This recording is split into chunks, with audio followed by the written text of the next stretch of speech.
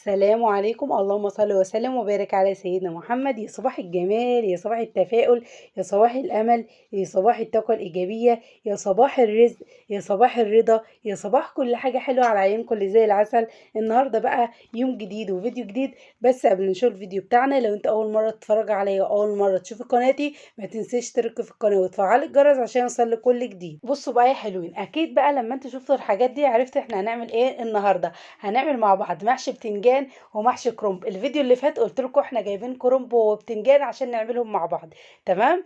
هنا بقى كنت جبت البتنجان وقورته وبعد كده غسلته وبعد كده قليته في الزيت عشان احشوه مقلي. عايزه اقول لكم هو بيفرق جدا جدا في الطعم لما يكون البتنجان مقليه وتحشيها، غير ما انت تحطها وهي ايه بعد ما غسلتها وهي نيه كده. تمام. بيبقى طعم قوي قوي قوي.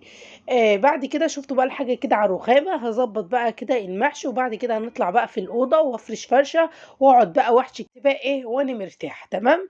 هنا بقى حطيت بقى ظبطت كل حاجه في المحشي، والحله دي حاطه فيها بصلايه مقطعه طرنشات وحاطه فيها فلفل مقطعه طرنشات وحاطه كمان عودين من خضره المحشي. اكيد كلكم عارفين لازم اعمل كده، وصورت معاكم المحشي مره وصورناه في ازاي بنعمل الصلصه وازاي بنسبكها وكده. فانا بحب ان انا اعيشكم ايه يوم كامل، بس ايه مش بالتفاصيل يعني إيه الممله، لا انا بحب ان انا اعيشكم بالتفاصيل البسيطه. يعني بعمل ايه، بقضي اليوم ازاي، بناكل ايه، كده يعني. تمام. فاهمين قصدي ايه؟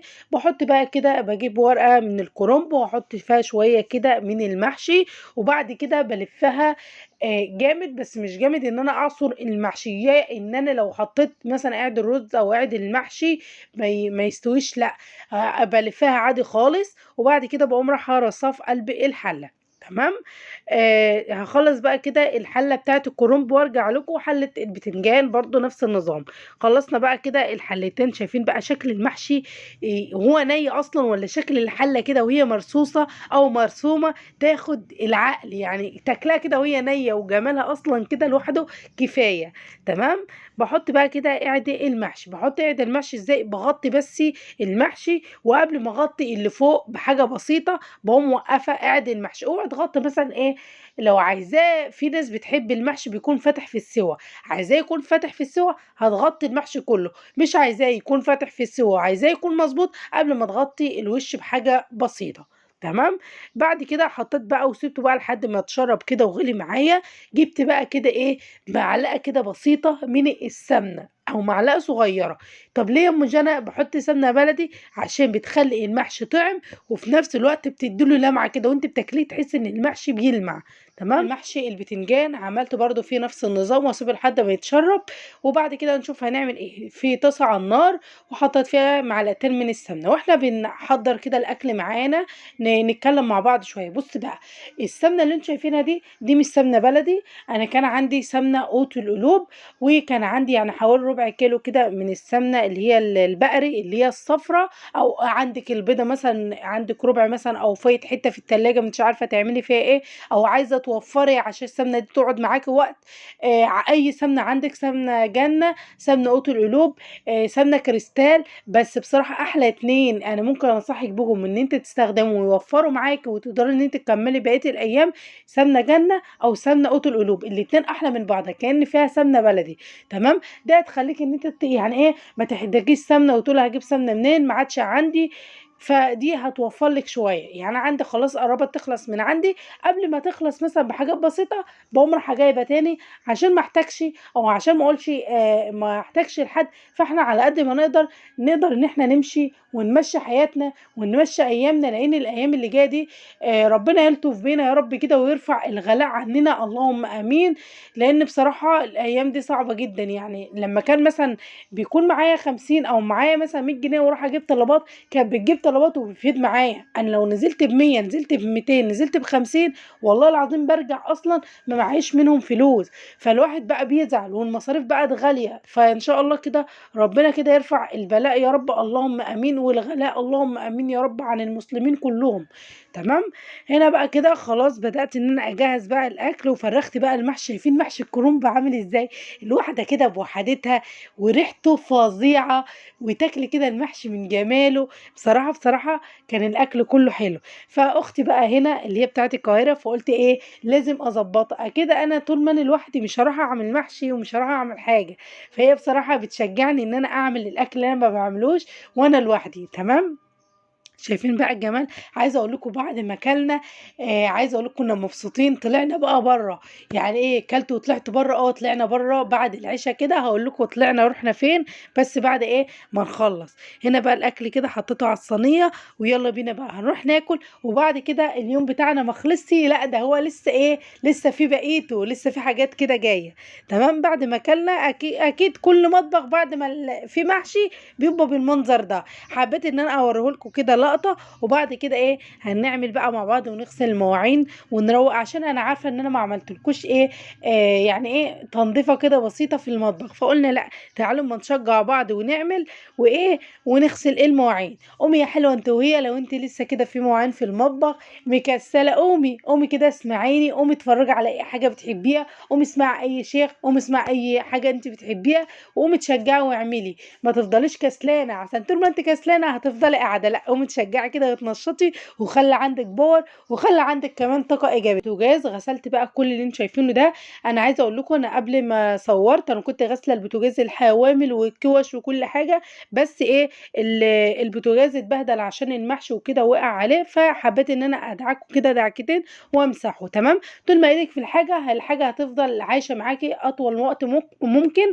لكن لو انت ايدك مش في الحاجه هيكون عمرها قصير. يعني الحاجه ما بتكون ايدك فيها الحاجه بيكون عمرها طويل، لكن لو الحاجه ايدك مش فيها ومهمله فيها على طول هتبوظ منك، او على طول مش هتنتهي، مش هتكون موجوده معاكي. تمام. هنا بقى كده خلصت البوتاجاز، وكمان علقت بقى على كوبايتين شاي لاخواتي وكده. بعد ما كانوا قالوا اعمل لنا كوبايتين شاي، قلت لهم خلاص هعلق وانا ايه بغسل المواعين. تمام. غسلت بقى كده الحله زي ما انتم شايفين، عماله بقى اغسل فيها. عايزه اقول لكم احلى حاجه بحب اغسل بقى المواعين الصابونه السمر، اللي هي الحلل الالومنيا او الصواني الالومنيا. بتدي لمعه للصواني، وكمان بتنضفها على طول، وبتخليها كأنك لسه شاريه، غير الصابون اللي هو السائل. تمام. الصابون السائل بعمله للحلل العاديه خالص، لكن الصابونه السمراء بعملها للصواني والحلل وكده. بصراحه بعت ابن اختي عشان يجيب لي صابونه سمراء من المحل، لا المحل مقفول. قلت اهو يلا بقى الحظ وخلاص، الحظ عارف نصيبه. ساعة ما بعوز حاجة او بدور على حاجة ما لقاهاش، عارفين لو انا مثلا مش عايزاها بلاها قدامي. تمام. كلنا كده. اللي انتوا شايفينها كده على الرخامة دي اللي كان فيها البتنجان، حطها بقى كده فيها شوية مية عشان تبوش وكده، واركنها على جنب ونكمل بقية ايه المواعين. تمام. هنا بقى كده بعد ما غسلت بقى الاطباق وغسلت بقى المعالق وكده، بمسك معلقة بمعلقة وادعك ايدي فيها عشان بيكون جواها صابون. شايفين بقى كده خلصنا بقى كده ايه غسيل الاطباق وغسيل المواعين. عايزه اقول لكم احلى حاجه انا برتاح لما يكون المطبخ رايق ما فيهوش مواعين. عارفين لو انا كلت وسبت المطبخ، المطبخ مثلا فيه مواعين وقعدت ببقى متعصبه وببقى متضايقه، لكن لما بخلص بقى كده اللي ورايا بكون مبسوطه ومرتاحه، كانه جبل واتهد. تمام. هنا بقى اخر حاجه جبت بقى الصينيه، وبدات بقى ان انا ايه ادعكها كده، وبعد كده هقلبها بقى ايه على الوش التاني. عايزه اقول لكم مش الوش التاني ده الورق اللي بيكون ملزوق في الصينيه، وببتدي ان انا اشيل فيه مش راضي يتشال، فمع الغسيل هيتشال على طول. تمام. الحوض وكل المواعين اللي فيه طلعت برضو على الرخامه، حطيت حته سلكه وشويه صابون والليفه، ودعكت بقى كده ايه الرخامه، ودعكت برضو كده ايه بلاط الرخامه وكده. عايزه اقول لكم كده لما تمسحوا الرخامه بقى تحس ان الرخامه فيها لمعه، تحس ان حاجه كده جديده مختلفه في المطبخ. تمام. اهو كده خلصنا بقى كده ايه الرخامه، وخلصنا كمان ايه البوتاجاز، وخلصنا كمان ايه رخامه المطبخ. لسه ايه تاني؟ قولوا يلا اهي بسرعه تحت في الكومنتات. لسه ايه تاني؟ لسه تاني هنمسح البلاط. تمام. ما هو برضو احنا عملنا كل ده وهنسيب البلاط؟ لا لازم نمسحه بعد اي طبخه وبعد اي حاجه. المطبخ بخيشه عندك، بقماشه عندك، إيه شويه صابون من المواعين وتدعكها دعكتين القماشه، وبتبتدي ان انت تمسحي المطبخ عشان تحسي ان هو إيه في لمعه كده وفي بهجه، ان انت تحبي ان انت تخشي. مش هنروق المطبخ ونسيب البلاط، لازم نمسحه. وبعد كده بتحسي ان المطبخ جديد، تحسي ان المطبخ فيه لمعه، تحبي ان انت كل شويه تخشي تبصي عليه. تمام. خلصنا كده المطبخ. لسه ايه تاني؟ وعايزين نحبس بقى بحاجه، هنعمل كده كوبايتين شاي في الخمسينه.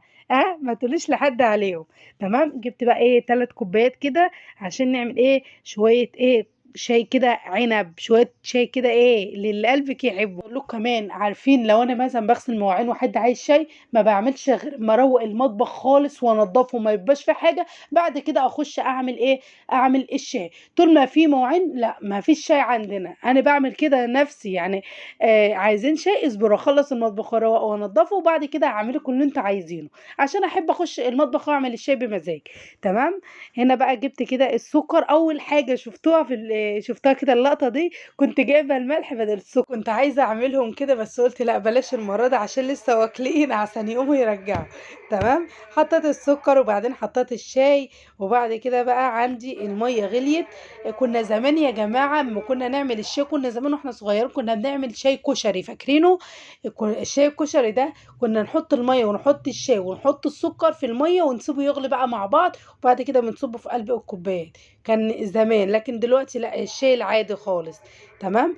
بدأت ان انا اصب بقى كده الشاي ونطلع بقى بره بقى عشان ياخدوا كمان الشاي. ما كده بقى يا ام جانا، بقى في ناس هتقول له ما كده بقى اليوم خلص، هو لسه في ايه تاني جديد هتعمليه؟ تعالوا تعالوا، ده لسه الحلو جاي. ده الحلو جاي، يعني احنا اكلنا وعايزين نحل كمان. يعني انت كمان يا ام جانا عامله كمان حاجه تحل بيها؟ لا مش انا بقى، كده بره عشان بقى ادوهم الشاي عشان يشربوه اهو زي ما انتم شايفين كده، بالف هنا وشفا. هروح بقى البس وبعد كده بقى هاخدكم جوله عند اختي. تمام. انا كنت عايزه بصراحه اصور لكم الشارع وانا ماشيه ورايحه هناك، بس كان الدنيا ضلمت وكده ما كنتش هتشوفوا اصلا، كانت الاضاءه مش حلوه.